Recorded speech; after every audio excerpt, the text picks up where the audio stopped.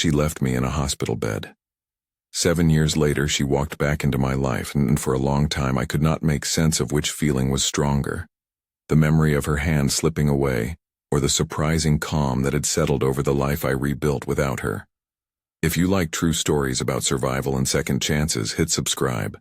This one is about betrayal, about learning to be a father under impossible circumstances, and about the decision I made every morning to keep building. September 14th, 2018 is a date that will always feel like a line in my calendar that I can't uncross.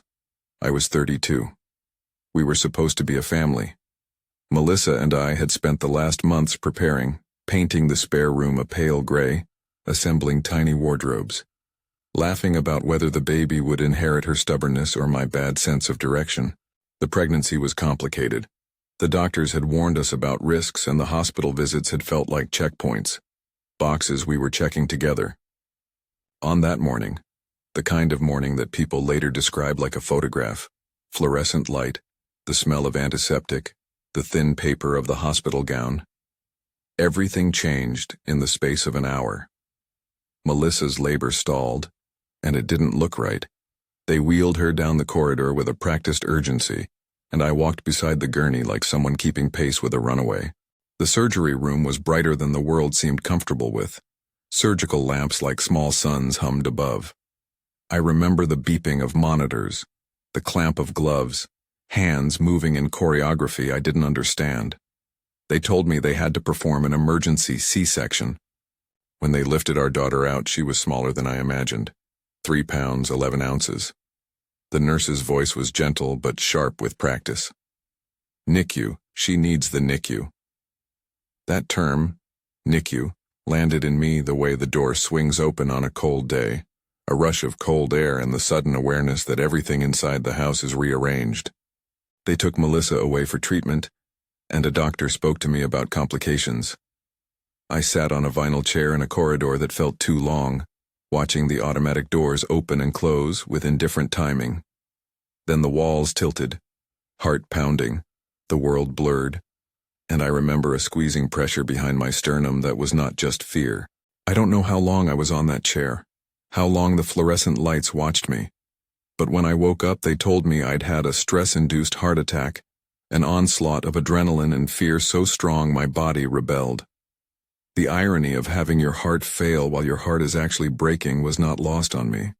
Hope, they named her Hope before we even met her eyes, was in an incubator the size of a bread box, all tubes and wires and tiny blue hats. Her skin had that translucent glow premature babies have. Her hands were the size of my thumb.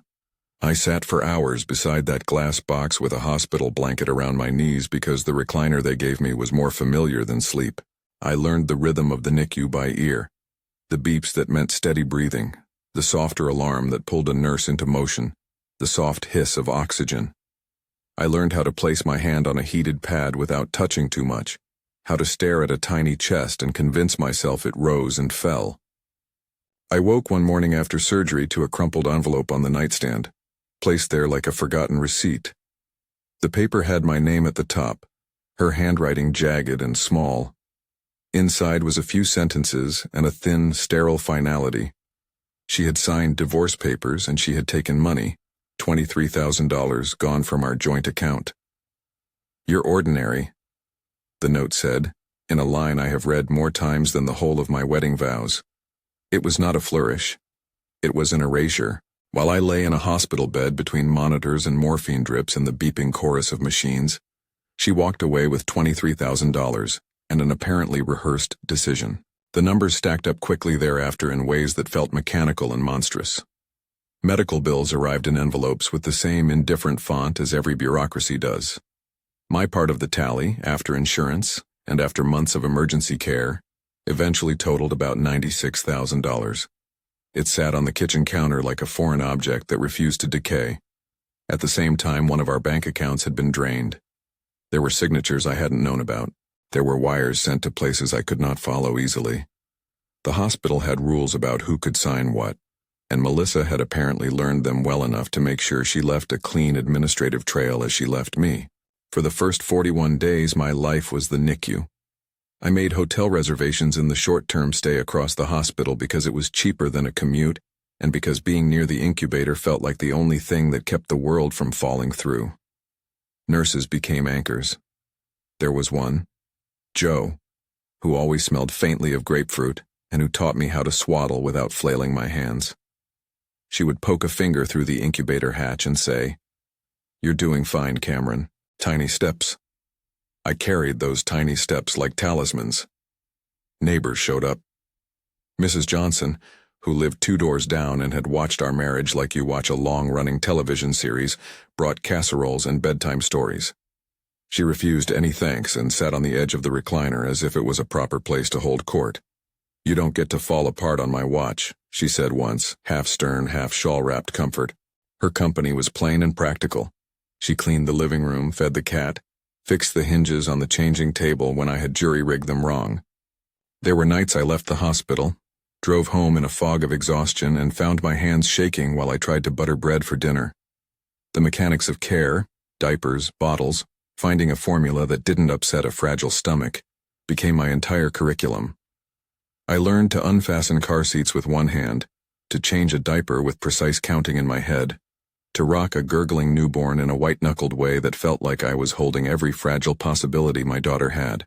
A friend texted me a picture of a mashed avocado on a tile floor and asked whether solids were allowed yet. I typed back a laughing emoji and felt the laugh fracture. Bills took a different form than diapers. Each phone call with the billing office felt like a negotiation with the air. I learned to request itemized statements. I learned to ask for payment plans. My boss, William Okafor, Pony, as he preferred to be called, was a man who did not do sympathy lightly. He did support. He pushed my work to the back burner and told me when to come back, even when I protested that I could do more. "We need you when you're whole," he said, and I trusted him because his voice had been steady enough to be a small lighthouse. He adjusted my paycheck schedule, sent care packages of oatmeal and coffee, and called on days when the hospital was the only address he knew I existed at. There was also an ugly administrative thicket. Insurance companies asked for codes I had no language for. The hospital's social worker asked me to sign forms, and I clung to the pen like it was a lifeline. Custody, divorce, abandonment papers, words that legal people use clinically to partition life, began their slow procedural dawn. Melissa had left an official record that complicated things. She'd signed paperwork that declared she was walking away. But walking away in ink does not erase a parent's name on a birth certificate, and a piece of paper does not mean a court will accept abandonment as simple fact. I met with an attorney once who smelled faintly of stale coffee and the same legal detachment I had seen in the hospital. We sat opposite each other and made lists. "If she's withdrawn her parental rights," he said, "we'll file motions. Custody will be considered with the child's best interest in mind." Those terms, best interest, felt like distance. They were not consolation or revenge. They were the language of the system I was stepping into. The early months were also a coursework in patience and in the small rituals that knit tranquility back into a day. I learned how to roll tiny socks neatly into a drawer that used to hold nothing smaller than an extra sweater. I found myself humming lullabies under my breath because the silence at night was heavy, and humming filled my lungs with something less raw than fear. I wrote letters in my head to her, not to send, but as a way to make sense of the anger. Some days the letters were disciplined. Some days they were filthy with things I did not recognize as me. I burned none of them. I folded them into the life that was slowly rearranging itself around one person. Hope's first 41 days in the NICU altered the geometry of our family. Visitors were regulated. Only 2 at a time could sit by the incubator due to infection risk. There were times when, exhausted and raw, I would hold Hope and listen to the world simplify into the tiny sounds she made. A nurse taught me how to read the monitors, how to anticipate little setbacks, and how to celebrate small victories. A gain of 3 ounces, a night with fewer alarms, the day she tolerated the oxygen reduction. Those 36 little victories, small scales of progress, were what I lived for. I kept a journal because I needed evidence that I had been present. I wrote dates and weight gains, the color of the beanie she had worn on certain days, the way her fists curled when she slept. I wrote about the moment the social worker brought us a stack of papers explaining possible financial assistance. Chip, she said softly, and I scribbled it down like an incantation. I wrote about the first time I took her home in a car seat I had buckled with shaking hands. The first morning in our apartment, an apartment still smelling faintly of paint and baby powder, I sat on the carpet and counted the ornaments in the nursery. There were only 3. It felt massive. The hostility of the missing $23,000 complicated everything. It was not just absence of money, but the narrative that accompanied it. Money in marriage is rarely only about dollars. It's about trust, about shared plans, about who makes the call for a mortgage or a childcare payment. To wake up and see a bank account reduced by $23,000 felt like a physical betrayal. I remember asking the bank representative over and over where the money had gone, and her tone sliding into rehearsed empathy. "It was wired," she said. "It has been withdrawn to an account in another state." There were days I sat in my car in the hospital parking lot and watched traffic and rehearsed questions for her over and over. Why would you choose to leave that way? How could you leave a newborn? Why did she need that money more than our child did? I also remember the quiet, astonishing kindnesses. One night when exhaustion had become an ache in my bones, a nurse named Rosa, older with laugh lines like riverbeds, took the incubator's tiny photo frame and put in a picture of Hope sleeping with my thumb in her hand. "You look tired," she said, and offered to take over while I drove home. She refused payment. There were times when Mrs. Johnson, Pony, the nurses, even strangers from church I'd scarcely spoken to, swapped meals and shifts and advice like a barter system of care. The world had not been emptied of compassion, even in a season where I felt every small thing was dissolution. Still, there were rituals I had to invent on my own. The first night alone after I had carried the tiny bundle into her nursery, I sat on the floor and fed her a bottle. She spat up a little on my shirt and I laughed, a dry, exhausted sound. I learned to change diapers one-handed. There was a time in the first month when she was inconsolable and I paced the living room for an hour and a half, humming until my voice frayed. I put her in the baby Bjorn and walked the neighborhood while she slept. And there on my own street I felt some small stitch of normal return when an old man watering his lawn smiled and said, "You're doing a good job, son." A stranger's smile felt like a tally mark in my ledger of human kindness. Work became a careful choreography. Pony told me to take the leave I needed, but corporate deadlines don't care about human collapse. They only care about quotas met and projections hit. I did what I could from my hospital room. Emails typed one-handed, calls made between NICU breaks, and once I showed up to a review with a giant dark circle under my eye and a fold of hospital gown pinned to my sleeve. Pony would read the room and say, "File whatever you have. We'll handle the rest." His faith in me wasn't sappy. It was practical. He assigned me smaller projects, let me work in the early morning when the world was quieter, and when a major client threatened to leave, he called and told them he had confidence in my team. That kind of support wasn't dramatic. It was necessary. Then there was the legal fog. The attorney told me to prepare for a custody process and explained the differences between temporary orders and final decrees. He said Melissa's signature on divorce papers complicated a quick resolution, and that abandonment would be a claim that needed proof. The law moves like a glacier, slow, inevitable, and weighted. We filed motions, signed affidavits, and the first hearing window appeared on the court's calendar. I remember sitting on a metal chair in the courthouse hallway, Hope asleep in my arms, watching people file past in suits and hospital bracelets, and wondering what kind of man I would be if the judge handed me a life without the person I had just been given. There were moments of anger that felt like a second heartbeat. I would stand in the shower and catalog grievances like a liturgist listing sins, the text messages that had gone unanswered, the new name in the friends column on social media, the times she'd laughed at things I didn't find funny. But most of my energy went into small practicalities, calling the pediatrician, setting up daycare schedules, learning whether our health insurance required pre-authorizations for certain medications. I learned how fragile bureaucracy could be. A missing signature and a medicine could be denied. A wrong code and a hospital stay could be unpaid. Hope's first Christmas was strange and luminous. She was still that pocket-sized person who slept erratically, but the day was a patchwork of small joys. a neighbor bringing over a knitted hat, Mrs. Johnson stuffing a stocking with fruit and a pacifier, Pony dropping off a photo frame with a note that said, "For more sleepless mornings." I remember looking at Hope in her knit hat and realizing I had to give her something better than my own broken pieces. That realization, more than anything else, was the fulcrum of my life shift. The person who had left with a slab of cash and a note that dismissed me as ordinary had not taken Hope's claim on me. Babies are stubbornly, defiantly dependent, and that dependence became my compass. Between hospital shifts and diaper changes, I started to see glimpses of a future that was not only survival.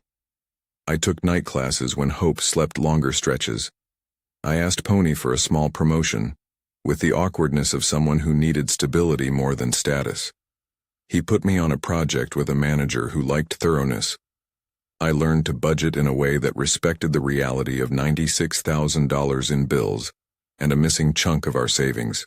There were days I'd lie awake, ledger sheets on my phone, and plan line items like a man building a bridge across a gap he had not chosen. There were also tiny humiliations.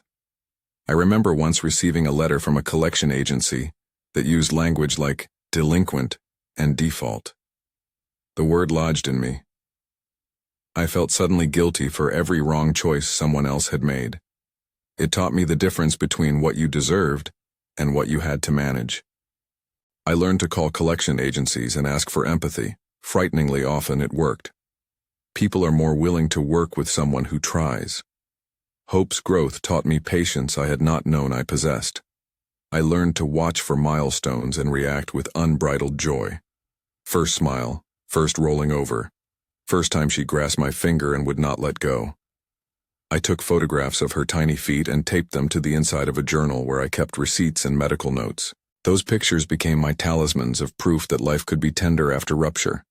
At times, grief was a quiet secondary current. I mourned not only the loss of a partner, but the loss of the person I had been with someone else. There was a period when I found myself listening to songs we'd loved and wondering when the melody of our marriage had unraveled. I stopped listening to some playlists. I stopped going to certain restaurants. I learned to anchor myself in new rituals: Saturday morning pancakes, the sound of Hope's breathing before dawn, a weekly ferrying to pediatric appointments. I made a calendar and wrote simple promises in it. Pick up meds, call school nurse, read 2 chapters. Those promises grounded me.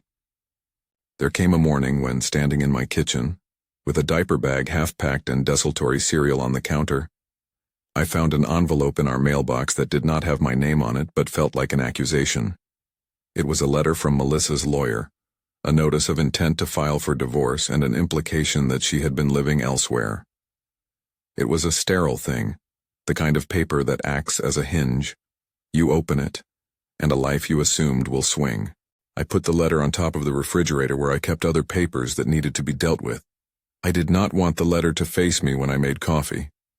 At some point in those first 18 months, I learned to do 2 contradictory things at once: to parent with an intensity that was all present, while also practicing a slow refusal to be consumed by rage. The note, the $23,000, haunted me, but I noticed that rage had a cost. It made my hands shake. It kept me awake. It was a dense, suffocating thing that did not protect Hope. Instead, I took the anger and used it as a fuel for paperwork and persistence. I learned to turn fury into forms and to respond to betrayal not with spectacle, but with steady administrative pressure. Bank disputes, calls to the attorney, documentation for the court. Justice, I learned, is slow and mostly paperwork. There was a small victory in the first year, a temporary order that gave me primary custody while the court considered the longer case. It was not an all clear, it was a practical stopgap. The judge, reserved, professional, asked the standard questions about stability and support. I brought a stack of statements from Pony, from Mrs. Johnson, from nurses who had seen me in hospitals at midnight with a baby in my arms, insisting on me as a fit parent. The judge signed, and for the first time in months I felt something approximating relief. Not closure, that would come later, but a clean legal recognition that Hope would be cared for.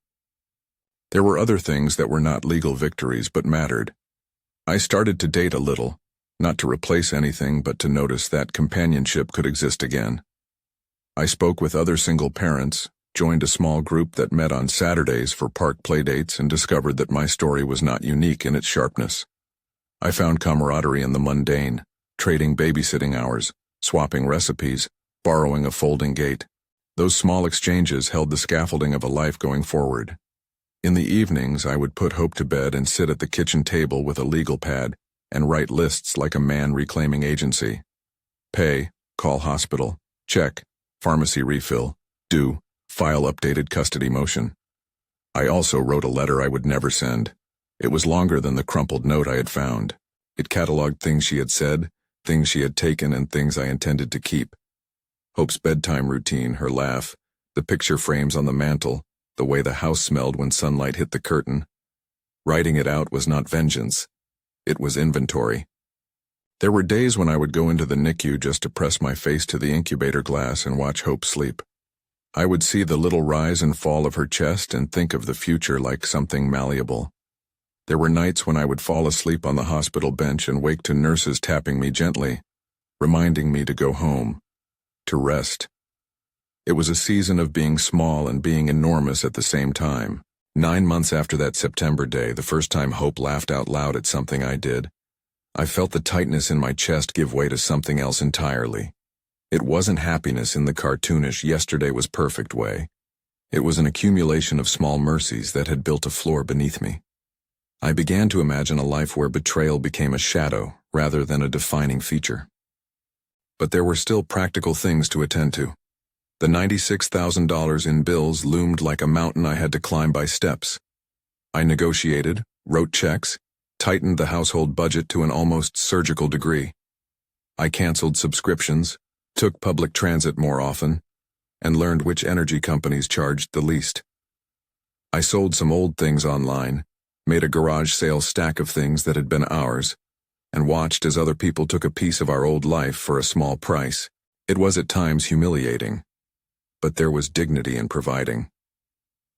When I look back, what I see most clearly from those early days are the small hands that never understood the complications we were embroiled in. The hands of a daughter who needed a father who would show up. I chose to be that man. I learned to let certain doors close. I learned that forgiveness would be a decision I might make years later, and that for now closure looked like a court date, a reliable paycheck, and a nursery filled with light on Saturday mornings. On the night before what would become my first court hearing to make custody more permanent, I sat in the living room with Hope asleep in a sling against my chest and thought about the scale of what had been taken and what had been given to me. The note, the $23,000, the divorce papers. These were scars that would not disappear. But they did not erase the quiet domesticities of life. The smell of baby shampoo, the creak of a wooden gate, the handprints I had already measured on the doorframe. The next morning I dressed in the suit I'd been saving for interviews and funerals and felt the weight of both. I took a picture of Hope in her car seat before we left and put it in my pocket like armor. I dropped her at Mrs. Johnson's that afternoon, because she had volunteered to watch her while I went to court, and kissed her head as if it could convey every promise I was making. As the courthouse doors closed behind me that day, I remember the corridor smelled faintly of dust and machine oil. I walked into a room with wood paneling and sat across from a woman with a judicial robe and a voice that had heard many stories. I saw Melissa's absence more than her presence. The chair where she might have sat was empty, and the papers on the table were mechanical, waiting for signatures. The judge listened to our case, to the affidavits asserting abandonment, and to my petition for primary custody. It was procedural and life-altering at the same time. At the end, the clerk signed a temporary order. Hope would stay with me. It was, in the language of courts, in the child's best interest. I walked out lighter than I had imagined. Not because the past had been erased, but because I had taken a small, bureaucratic step that aligned with the kind of father I was trying to be. Outside, the sun felt softer somehow, and the world did not seem as designed to be cruel. There was a letter in the months after from Melissa, short and cautious, saying she was sorry, and that she hoped I was doing okay. It was the sort of sentence that refuses to anchor itself. regret without context. I filed the letter in a drawer with other documents. I did not reply.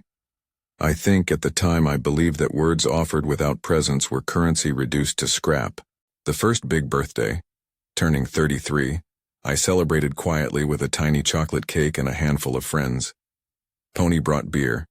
Mrs. Johnson brought a candied yams dish.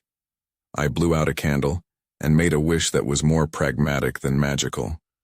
Wish that the bills would slow, that hope would get good sleep, that a day would come when the sense of being half myself would melt.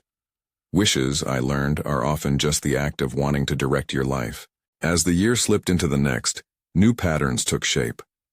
I had a small routine: morning feedings, daycare drop-offs, work, a midday call to check on medication changes, a return to the house, and then the small domestic happiness of preparing dinner while Hope babbled with plastic toys. I reconnected with friends who had drifted away and learned that some were steadfast. I also learned how many relationships would not weather the strain. Some walked away quietly. Some supported me in ways that counted. There is a strange grace in steady calendars. They do not erase the past, but they obscure the immediacy of hurt by filling your days with tasks small and meaningful. That gradual filling is what rebuilt me, not one grand gesture but the accumulation of small acts.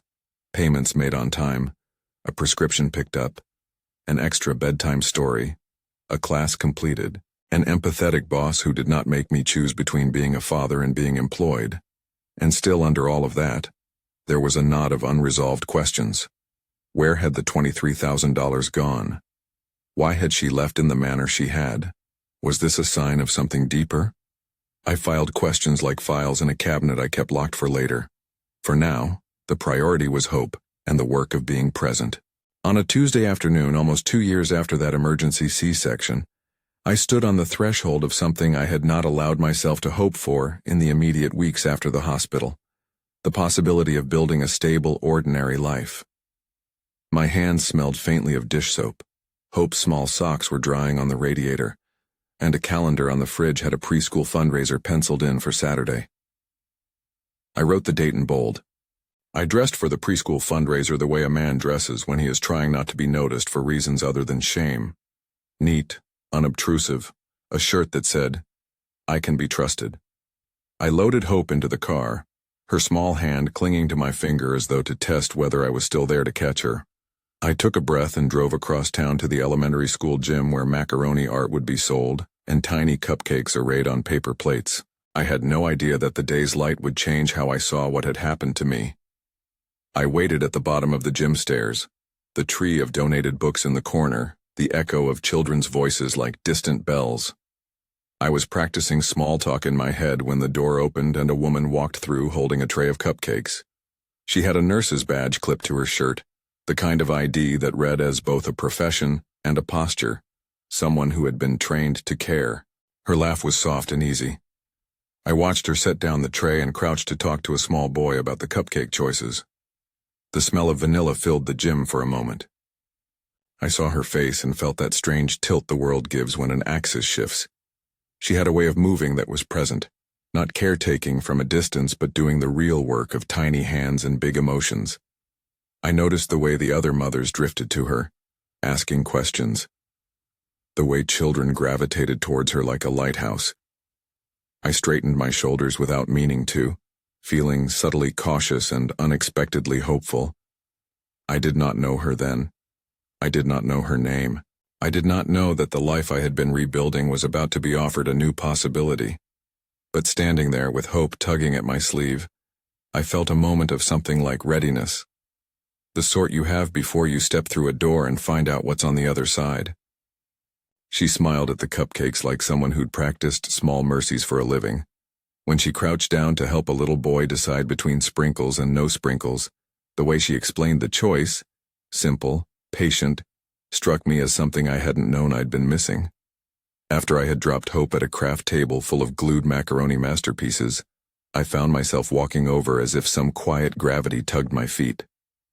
Her name, when she offered it, felt like an anchor. Zara. She had a nurse's badge clipped to her polo, but she spoke as though she came from a place of listening first. We talked about preschool hours and nap routines and the practical horror of cleaning dried glue off tiny hands. She asked about Hope with a kind of attention that didn't feel performative. Later that week, she texted a picture of a cupcake she'd kept back for Hope. It arrived with a note that said, "You looked like you needed sugar." It was a small, efficient kindness that kept arriving.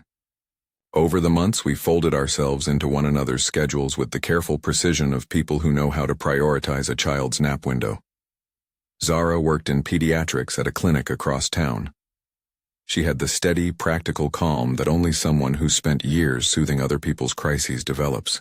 She also had a daughter, Amara, who was 3 when I first met her. Quiet at first, then a sudden radiant presence who stole Hope's hair clips and then, with a conspiratorial grin, returned them. Watching those two learn one another's patterns was like watching 2 small machines click into synchrony. The way Amara loved to line up stuffed animals, the way Hope preferred her books in a strict order, the way both preferred their cereal with too little milk. Our dates were not cinematic in the way rom-coms arranged them. They were playdate laps in the library, coffee during nap times, the occasional dinner where we traded stories about the smallest triumphs of parenting. I told Zara about the note, about the $23,000 and the divorce papers. And she met those facts with a kind of sober constancy that was always more helpful than rage. "You did the work," she said once, folding laundry like it was an act of worship. "You showed up." There was a firmness there that felt like a hand at the small of my back. Practical, unsentimental, sacramental. We moved toward marriage with the gentle inevitability of people who have already been parenting together. There was no elaborate proposal. There was a backyard evening with a grill and paper lanterns that a neighbor had lent, and Hope and Amara fell asleep on either side of us on a blanket. Zara slipped her hand into mine and said quietly, "I think we should make the paperwork match what we already are." I kept thinking about how strange it was that the life I had been piecing together, one formed from hospital beeps, courtrooms, and sleepless nights, had come to look like something that could be ceremonially recognized. We invited a handful of people, Pony and his practical, earnest smile, Mrs. Johnson with a tart she'd baked, the nurses who'd stood vigil in the NICU. It felt right to make a small, warm ceremony rather than a production. We promised things to one another over coffee and pancakes, and then later, under more formal legal terms, we signed the documents that established our family concretely. The folding in of Amara into our life mattered for reasons I could not have predicted. The 3 of them, Hope, Amara, and the steady, efficient presence of Zara, created a daily rhythm that taught me to be 3 things at once: a parent, a partner, and a man who could trust someone with the unruly parts of his heart. There were ordinary scenes I came to savor. Zara on late shifts and me making spaghetti while both girls demanded to stir. The 2 little heads bent together over a puzzle on the living room rug. Amara's breath warm on my shoulder when she fell asleep at a birthday party. There were small conflicts, of course, the usual negotiating over screen time, the tug when a toy was monopolized, but those were small enough to be solvable and big enough to feel necessary. For every night I had once spent alone, fearful and angry, there was now an evening when light conversation filled the kitchen, and one of the girls would climb into my lap, heavy with the sleepy trust only a child can give. Work remained a ledger that had to be managed. The $96,000 in medical debt did not evaporate overnight, nor did the missing $23,000 reappear like a prodigal son. But things stabilized. Pony's quiet, practical mentorship paid off. A promotion that had once seemed audacious now arrived. Not because of a triumphant moment of vindication, but because I had been reliable, thorough, and less broken than the years before. We negotiated payment plans, sought advice from financial counselors, and slowly paid down bills in sections like clearing stones from a path 1 pebble at a time. We never pretended that things had returned to how they might have been if not for Melissa's decisions.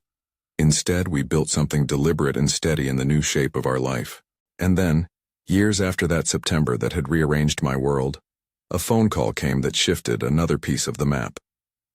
Angela Price, an investigator and attorney who introduced herself with precise empathy, told me that the bank had opened leads into a pattern of fraud that implicated Melissa and a man named Trevor Hartman. The details she shared were the kind of things that make your stomach drop. but your hands reach for paperwork, false property transfers, forged signatures that took advantage of loopholes, funds routed through accounts designed to be hard to trace. Angela was exact and clear. She had the patience of the people who do the slow, legal unraveling of what seemed sudden. The investigation was not cinematic. There were no dramatic stakeouts in the rain. But there were small, important victories. Angela coordinated subpoenas, evidence packets, and interviews. She explained carefully that criminal investigations move at the pace of proof: bank records, witness statements, paper trails. She also said something I will always remember. Sometimes people try to erase the past with speed or money, but paper remembers. That phrase, paper remembers, became a line I returned to when the long, messy reality of what had happened tried to fog over my memory. Arrests were made. Trevor was detained first, according to investigators' reports, and then Melissa. The sight of them in custody, guarded, not glamorized, felt like the end of a chapter and the beginning of a complicated public reckoning. I sat through parts of the trial that were procedural and parts that were intimate in a damaging way. Witness testimony about transfers, experts explaining how funds were concealed, the defense arguing plausible deniability. For months, the courtroom became another part of the map of my life. Polished wood, a judge's measured tone, attorneys leaning in to whisper over papers. Melissa's partner, Trevor, was described by prosecutors as an active conspirator in creating shell accounts and signing papers that allowed them to siphon money. The state argued intent. The defense argued misunderstanding. The judge and jury had to weigh papers, calls, and transfers against the everyday realities of lives changed. When the verdict arrived, it was an odd mixture of relief and emptiness. According to the court sentence, Trevor Hartman received a term of 20 years. Melissa was sentenced to 15. The judge spoke of accountability and harm done. What the sentence could not do, what any sentence cannot do, was return the small moments that had been taken, the lost months of sleep with a newborn in the NICU that might instead have been shared, the sense of security that had been exchanged for uncertainty. Restitution was discussed during the process. Angela advised that while some funds might be recovered, much had been moved into places and structures designed to frustrate full repair. There were offshore accounts reported, assets hidden behind layers of corporate shells, and the practical reality was that money is often only partially retrievable. I accepted that without ceremony. Court files could return a win on paper, but not always whole restoration in life. Throughout the investigation and trial, I kept choosing steadiness over spectacle. I did not gloat at the defeat of the people who had harmed us. Justice, I had learned, was procedural and necessary, but not a substitute for building. I continued to show up for the small things. Show up for Hope's school plays, for Amara's swim meets, for nights when one of them was feverish and needed a quiet lap. Zara was an anchor, present in court where she could be, practical in appointments and tender in the nights when the trial's language of harm took up space in our home. Mrs. Johnson would sometimes sit with us and bring news from the neighborhood, the human detail that stitched us to a kindly world. Pony sent notes and the occasional casserole. Angela sent brief emails when new developments surfaced. These were all parts of the slow machinery that helps you function in the aftermath of betrayal. There were letters, short, cautious, and sometimes thick with a regret that needed context. Melissa wrote to Hope from prison on a couple of occasions.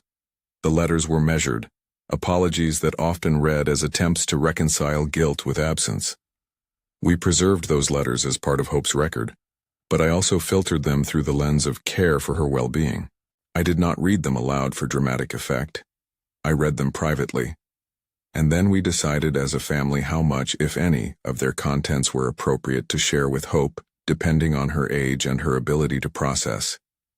That choice, protecting a child's emotional space while recognizing the complexity of parentage, felt like one of the most important acts of parenthood I had undertaken.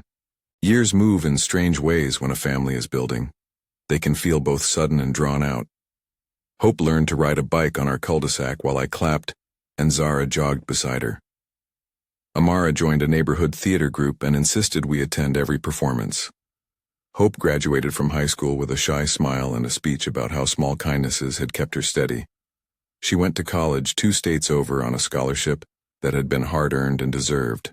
Watching her walk across stages, first in preschool, then at graduation, was like watching proof accrue, a ledger of small persistences adding up to a life. And then, 7 years after that hospital morning that had been a kind of break line in the book of my life, the moment promised in the title of this story arrived in a place I had not planned for. The hospital. It was not Hope's illness that brought us there. Rather, it was a routine appointment I had taken Hope to for an old sports-related check, and Zara had to work late, so Amara came with us. We sat in the lobby beneath fluorescent lights and the whisper of vending machine fans, a small family that had the same casual energy of people who keep their lives running even in the face of old scars. The hospital smelled like coffee and antiseptic and the faint, always odd perfume of other people's anxieties. In the floor-to-ceiling glass, I could see the sliding doors open and close. The world was a series of arrivals and departures. Then the herd moved. 2 guards, a transport wheelchair, and a figure whose presence made the air rearrange itself. Melissa was being transferred, her movements contained by a routine the system has for detainees. She walked with a certain softness to her, softer than I remembered. But there was a kind of attention dragging at her face as though she had been conjured from the margins of a life I had once inhabited. She stopped for a moment, and our eyes met. Details spin into sharpness in moments like that. The color of the light on her jaw, the way the marshal's hand kept the folder of transfer papers folded over his wrist, the soft plastic squeak of Amara's backpack as she adjusted it.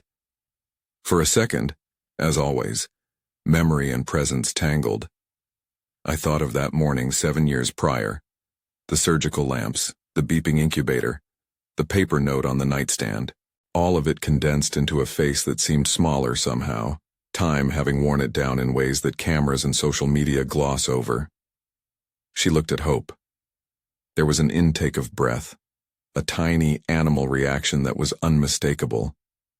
Melissa's eyes were wet, and she opened her mouth as if to say something. The marshal's hands tightened a little. Protocol is a series of tiny pulls that keep public encounters from unraveling. Zara stepped protectively in front of me, not confrontationally but with the silent, steady placement of someone whose job is to guard the emotional perimeter of the family. She took my elbow and left space for Hope and Amara in a way that allowed them to remain present without being forced into the drama. Melissa's voice came out thin. She said my name first, an old strange thing to hear. For a heartbeat, every unsaid sentence I had rehearsed over the years unspooled in my head. But the person who speaks from a place of pain is not always the person you were then. The transformation of time does not excuse harm. It only complicates how a human being stands before you. She tried to reach for Hope. It was a small, pleading gesture, the kind that invites pity and anger in equal measure. Hope, who was 13 now, competent and steady, stepped back almost instinctively, a polite, cautious movement that said she had boundaries.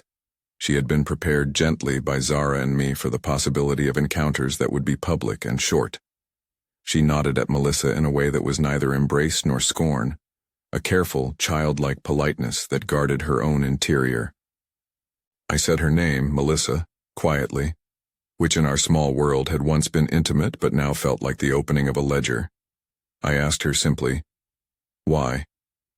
It was a thin question for the vastness of what needed saying, but it was honest. She looked at the floor, then at the faces around her, and finally at me. Her answer was not theatrical.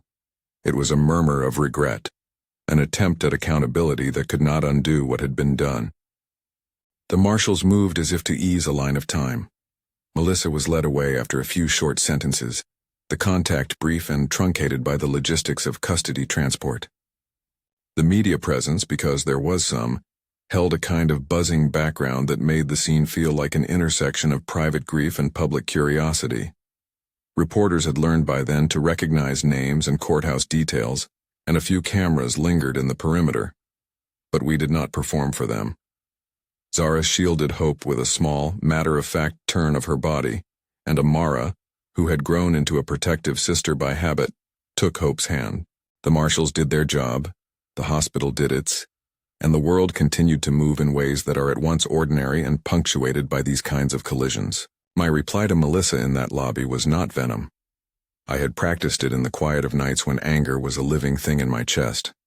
I looked at her and said, "I've chosen to build." The sentence sounds small when you read it on a page, but it carried the weight of 7 years of small choices. Court filings, missed sleep, reconciliations, and the patient construction of a home. I didn't need to list her wrongs in the hospital hallway. They were in the court records and in the math of bills that still hovered in our files. What mattered in that moment was the truth that had brought Hope to a place of safety and shelter. Melissa's presence did not change that. The marshals escorted her through the sliding doors. She turned once more, a fragile human figure against the light, and the door shut. After she was gone, the air around us felt like the thin membrane after a storm.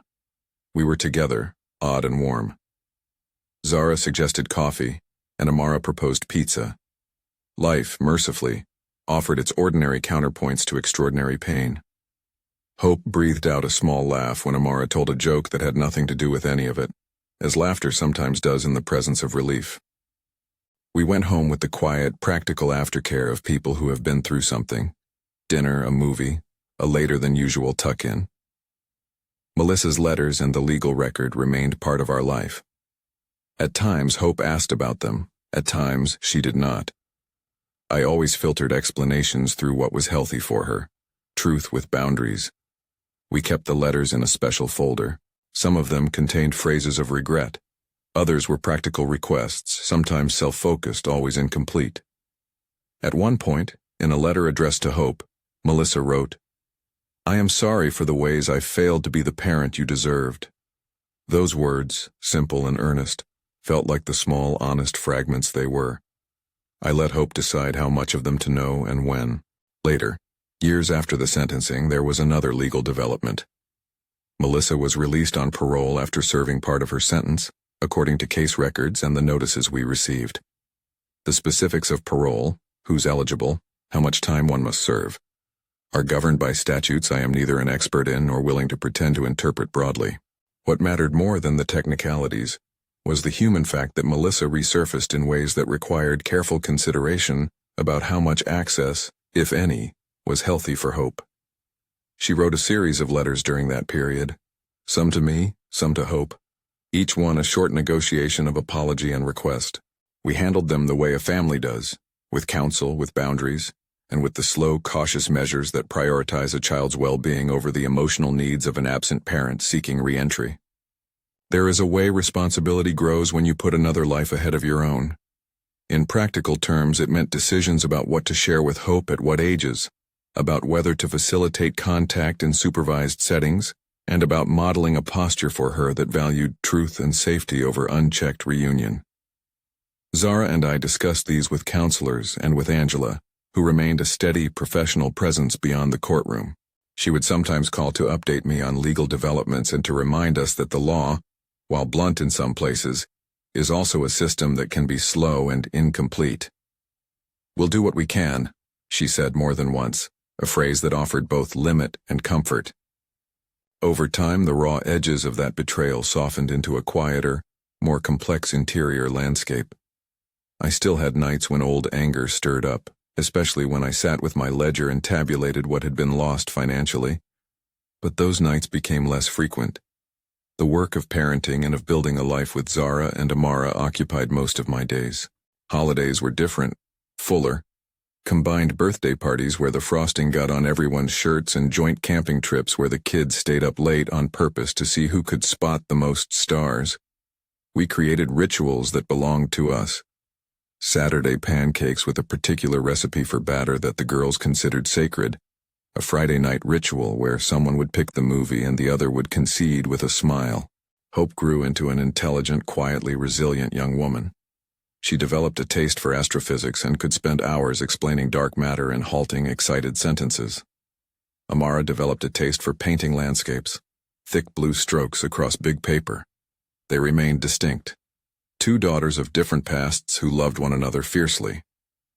Watching them graduate through stages felt like watching a small library of small mercies stack into something substantial.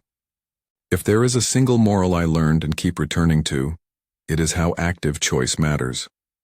Forgiveness is not a single cinematic moment. It is a string of decisions over time to not let bitterness run the architecture of your life.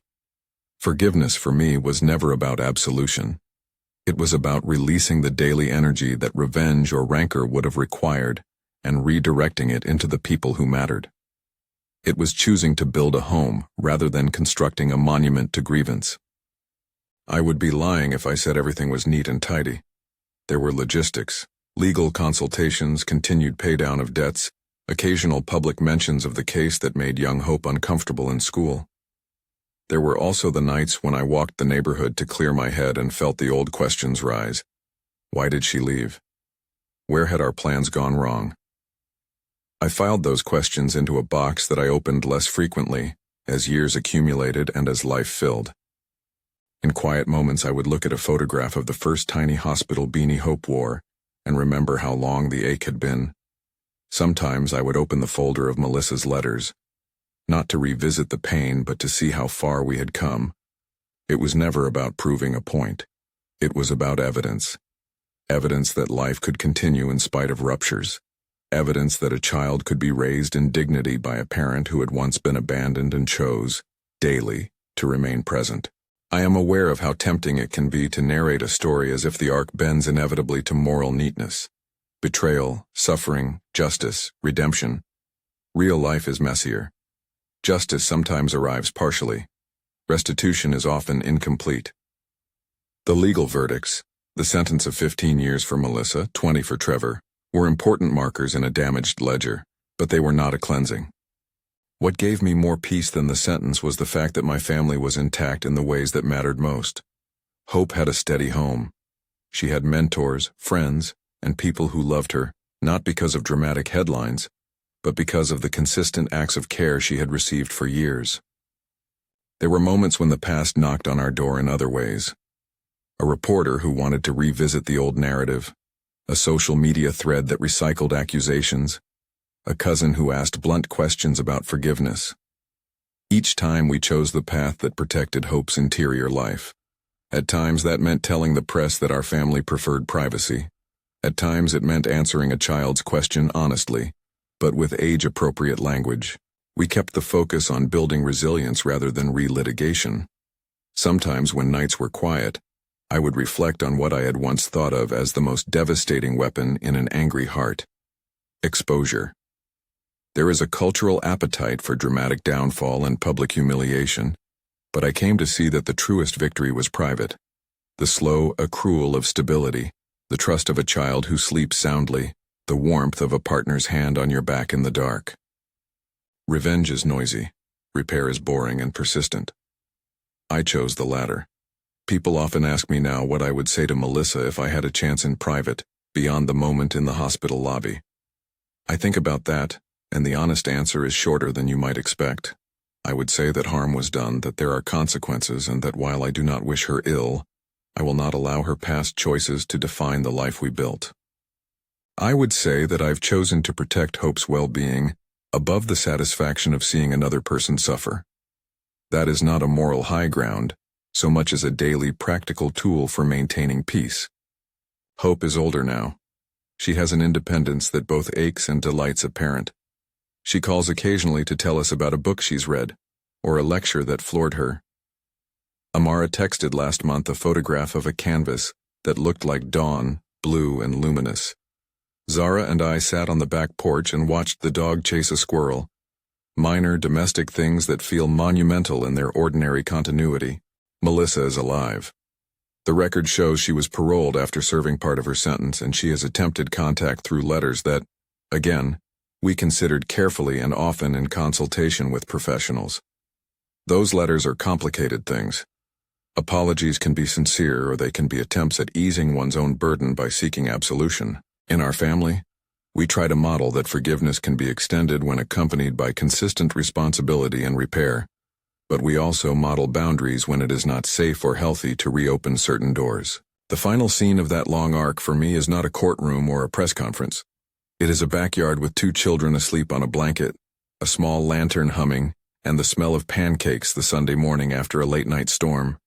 It is Hope asking me to tell the story of the time she first laughed so loud she nearly woke the neighbors, and Amara plying me with questions about whether the ocean is blue because of the sky. It is a life that hums with small, unremarkable kindnesses that accumulate into a daily peace. That peace is not the erasure of the past. It is the formation of a future that my daughter can inhabit without the burden of my bitterness. If there's one thing I'd ask anyone watching this who has been through betrayal, it's this. Choose the labor of building. The energy you spend on rancor is an expenditure that rarely returns the things you need: sleep, safety, trust, a child's steady growth. Choose instead the tedious, stubborn work of showing up. Pay the bills when they arrive. Hold the hand that needs holding at midnight. Put down the phone and be present for a school recital even when your mind is a ledger. These are the daily acts that over years create a life that is resilient and full. I'm not saying it's easy. There were nights when I wanted to scream aloud at the unfairness of it all. There were court dates and medical forms and emails about collection notices that depressed me.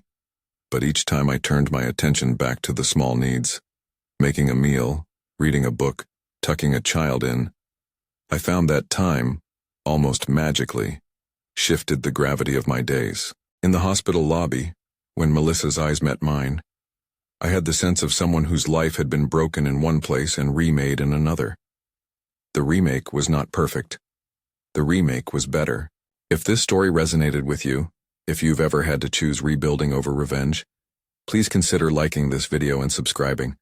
And if you feel called to share, leave a comment below about a time you chose to build. Let's make a space where small acts of recovery are honored. Thank you for listening to how one messy, ordinary life found its way back to peace.